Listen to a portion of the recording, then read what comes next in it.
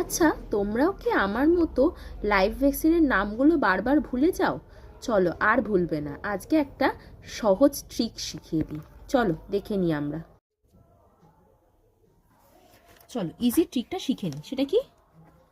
Biometry, METRY। B for BCG, I for influenza, যেটা অবশ্যই কি হবে, ইন্ট্রান্যাজাল। দেন O for OPV, M for measles and mumps, E for epidemic typhus,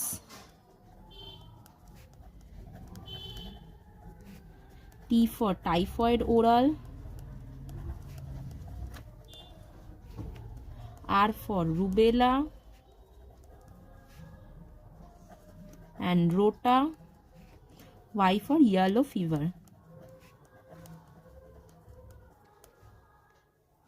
এই biometric দিয়ে তোমরা কিন্তু অনেকগুলো লাইভ ভ্যাকসিনকে মনে রাখতে পারো, যেটা তোমাদের যে কোনো নার্সিং এক্সামের জন্য কিন্তু খুবই হেল্প